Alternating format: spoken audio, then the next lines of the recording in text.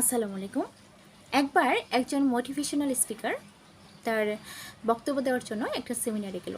সেমিনারে গিয়ে যথারীতি সে তার বক্তব্য শুরু করলো এবং বক্তব্য শুরু করার এক পর্যায়ে সে একটা চকচকে 500 টাকার নোট তার পকেট থেকে বের করে সবার উদ্দেশ্যে প্রশ্ন ছুড়ে দিল, এই নোটটি কে কে নিতে চান?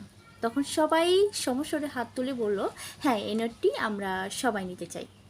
দেন সেই মোটিভেশনাল স্পিকার সেই নোটটিকে হাতের মধ্যে দুমড়িয়ে মুচড়িয়ে সবার সামনে আবার একই প্রশ্ন করলো যে এই নোটটিকে এখন কে কে নিতে চান? তখন সবাই সমস্বরে আবার একই উত্তর দিল যে আমরা এই নোটটি নিতে চাই। এরপর সেই মোটিভেশনাল স্পিকার সেই নোটটিকে তার পায়ের জুতো দিয়ে বালু কাদা মাখিয়ে এরপর সবার সামনে তুলে ধরে বলল, এখন এই নোটটি কে কে নিতে চান? তখন সবাই সমস্বরে উত্তর দিল, হ্যাঁ, এই নোটটি আমরা নিতে চাই সবাই। কেননা এই নোটটি যদিও কাদা লাগা, কিন্তু এর মূল্য কিন্তু একই রয়েছে।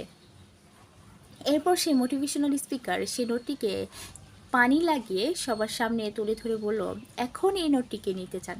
তখন সবাই বলল, হ্যাঁ, এই নোটটি শুকিয়ে আমরা একই মর্যাদায় এটাকে ইউজ করতে পারবো, কেননা নোটের তো কোনো ক্ষতি হয়নি, এটাকে শুকিয়ে আমরা ইউজ করতে পারবো এবং এটা আমরা সবাই নিব।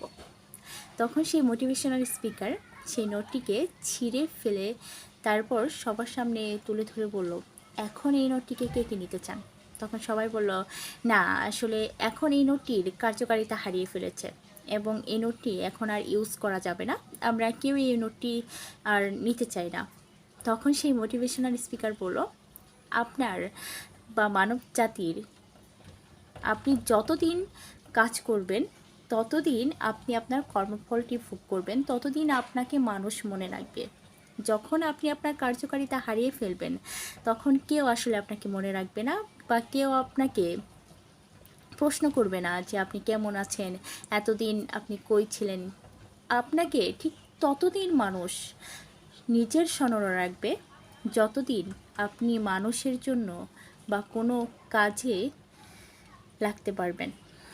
এই কারণে নিজের কার্যকারিতা সবসময় বজায় রেখে চলা উচিত আমাদের প্রত্যেকটা মানুষের। আমরা প্রত্যেকটা মানুষ নিজের কার্যকারিতা সবসময় বজায় রেখে চলব। ধন্যবাদ।